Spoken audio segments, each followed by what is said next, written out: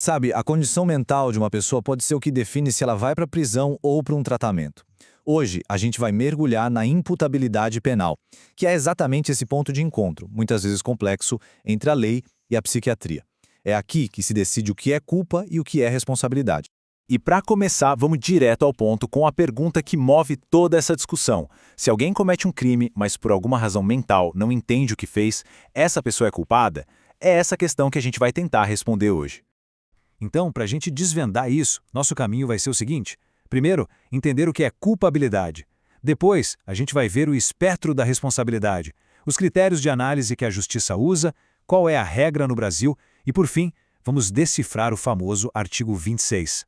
Vamos lá? Ok, vamos começar pelo alicerce de tudo, a culpabilidade. Antes de se pensar em punir alguém, a justiça precisa responder uma pergunta fundamental. Essa pessoa pode ser responsabilizada pelo que fez? É aqui que tudo começa. A culpabilidade, de um jeito bem simples, é um juízo de reprovação. É como se a sociedade, através da justiça, olhasse para o ato e dissesse: isso que foi feito é errado e a pessoa que fez merece uma censura por isso. Sem essa possibilidade de reprovar, de dizer que a pessoa é culpável, não tem como justificar uma pena.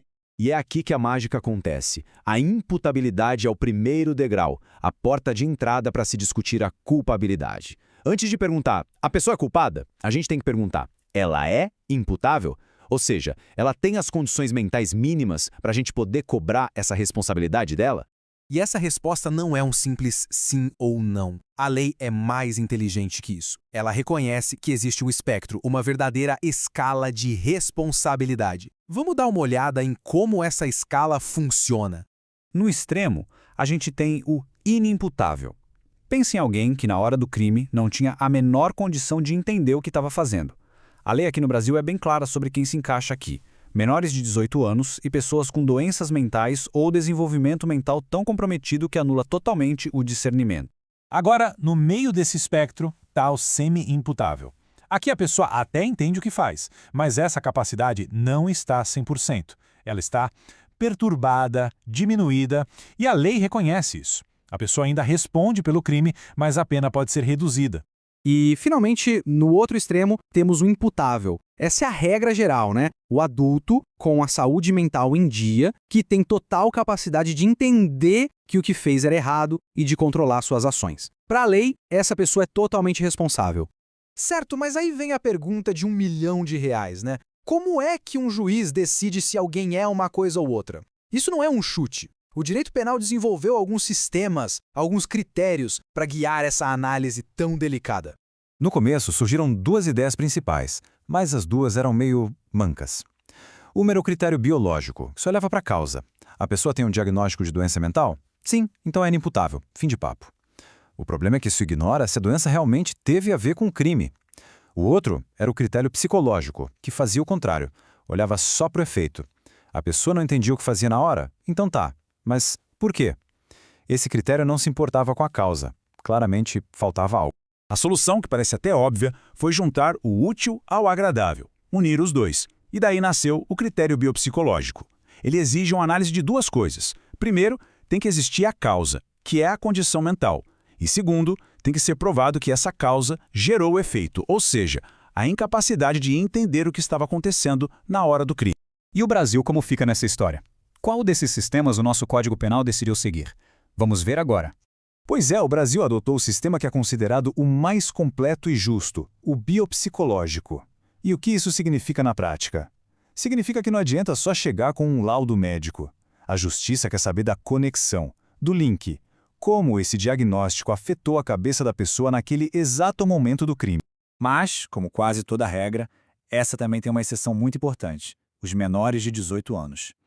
Para eles, o Brasil abre mão do critério completo e usa o biológico puro. A idade, por si só, já resolve a questão. É o que a gente chama de presunção absoluta. Se tem menos de 18, a lei já considera que é inimputável e não se discute mais isso.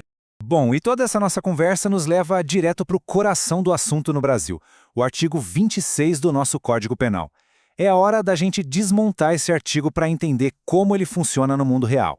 O texto da lei está aí na tela. Parece complicado, mas vamos com calma. Ele basicamente diz que a pessoa fica livre de pena se por causa de uma condição mental específica ela era, no momento exato do crime, inteiramente incapaz de entender o que estava fazendo ou de se controlar. Percebe as palavras-chave? Por causa de, no momento do crime, inteiramente incapaz. É o critério biopsicológico purinho. Então, para ficar bem claro, a análise sempre segue esses dois passos. Primeiro, o perito precisa identificar a causa biológica. Existe de fato uma doença mental ou um desenvolvimento mental que a lei reconhece? Se sim, aí a gente vai para o segundo passo, que é analisar o efeito psicológico. Essa condição fez com que a pessoa lá na hora do crime perdesse completamente a noção da realidade? Os dois requisitos precisam estar presentes, um sem o outro não vai. Mas o que a lei quer dizer com esses termos? Doença mental, na prática forense, geralmente aponta para quadros mais graves, como as psicoses tipo esquizofrenia. Desenvolvimento incompleto abrange os menores de 18 anos e outras situações bem específicas. E desenvolvimento retardado se refere a déficit de inteligência que já vem desde antes da vida adulta.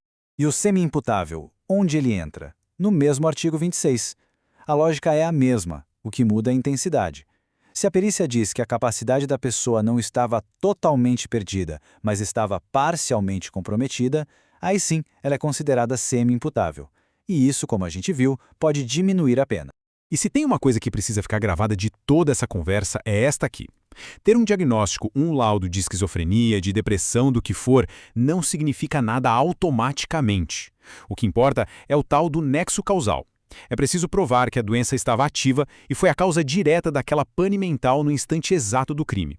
É uma análise que olha para o passado e é extremamente delicada. Para a gente fechar, fica uma reflexão. Quando a justiça diz que alguém é inimputável, essa pessoa não vai para a cadeia. Ela recebe o que se chama de medida de segurança, que nada mais é do que um tratamento.